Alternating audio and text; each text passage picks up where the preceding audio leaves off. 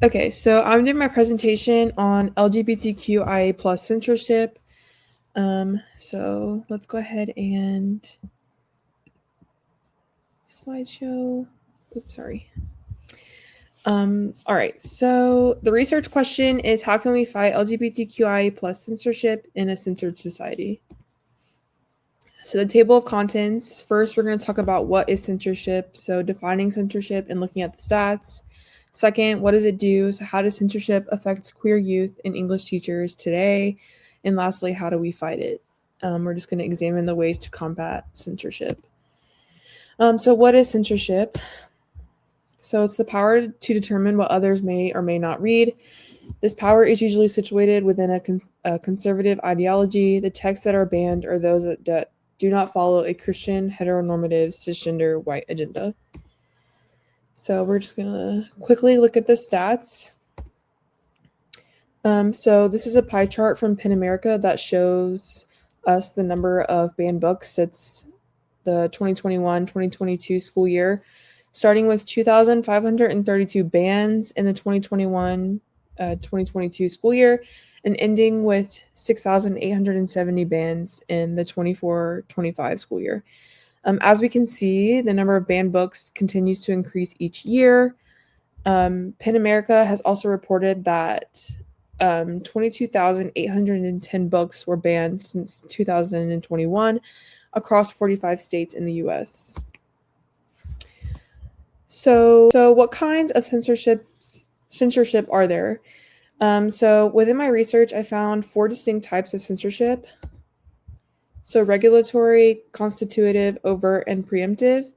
Regulatory censorship refers to formal systems that regulate or prohibit the public expression of identity or prohibit the public expression of identity and control the information that circulates within the classroom. These are federal, state, or local laws that aim to control classroom content. Constitutive censorship is the everyday practices that shape what is unknowable, unspeakable, unintelligible in the classroom. This aligns with the idea of placemaking in the classroom, which we will discuss later in the PowerPoint. This could be teachers who purposefully censor content to avoid conflict or the loss of their jobs. Third, we have overt censorship, and this is the reactive restriction of a book's distribution. This takes place after the challenges of books, the desire to ban books, or the desire to relocate books, maybe in a school or classroom library. So why are these books being banned? I found 4 main reasons why books are being censored. We have sex and sexual violence, profanity, religion, and lastly, race and stereotypes. So lastly, we had race and stereotypes. So any books that highlighted critical race theory or discussed American history, specifically the slave trade, could be censored. Some would argue that the books would bash whites. Again, some would want to ban books for including the N-word, but in reality would want the books gone for explaining complex topics regarding race. And for the purposes of this project, we will focus on LGBTQIA plus censorship and its effects on students and educators. So what are the effects of censorship? Censorship creates an environment known as placemaking. This means that a place could only promote a certain identity and leave other minorities to be unknowable and unspeakable in the classroom. This would ultimately make those minority students feel underrepresented in the classroom environment and be detrimental to the finding of their own place in society. Second, LGBTQIA content has long been challenged. The new bans reinvent this idea that LGBTQIA plus identity does not have a place in the classroom. Consequently, the students do not enter the classroom with a neutral mindset. Instead, they enter with the idea that they cannot be themselves or share their identities. Lastly, teachers begin to feel that they are losing the spark they once had for teaching because they have lost control of the curriculum. Teachers like Echo feel they cannot be the teachers they want to be and begin to lose interest in teaching. So how can we fight it? Teaching the class using a queering pedagogy and leveraging the discomfort with the content. For example, Echo asks the students, "What made you uncomfortable in the text?" And students respond, "It made me uncomfortable when the man cried because men are expected to keep their feelings in check." Then Echo could say, "What do you think this says about societal expectations or norms?" Ultimately, the students will discuss gender norms and societal pressures to conform. This way, the teacher is not directly asking about banned topics, but instead allows students to arrive at this idea through discomfort. Second, queer placemaking. Instead of establishing a place where only one identity is highlighted, allowing minority students to speak their identities into existence. Reverse the harmful placemaking by positively including all student identities in the classroom.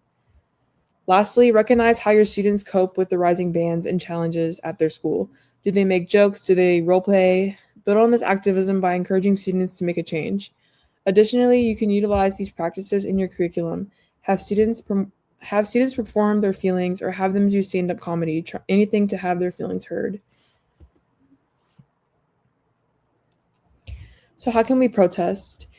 Encourage students and other protesters to work in ways that are smart, safe, savvy, and sustainable. Do not encourage students to stage an in-school walkout, as this may anger administrators and prevent them from listening to the issue being protested.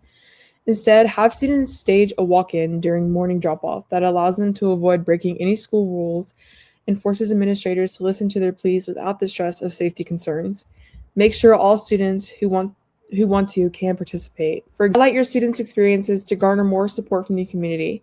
For example, encourage students to express how the bans affect them, also known as the story of self, and then have students find ways the bans would affect the community, as told in the story of us. And then lastly, have them fight for future change, which is the story of now. Now they plan to take their colorful creation on a cross-country trek, including through Texas, where recent LGBTQ and drag events have been met by protesters, some of them armed. For example, the Rainbow Bus is an old bus that was renovated into a moving LGBTQIA plus library. The two people who created this bus felt that their identities and surely other LGBTQIA plus identities were being eliminated in recent book bans, which is the story of us. They then drove the bus around the community to give their neighbors access to these banned books, which they otherwise might not have had.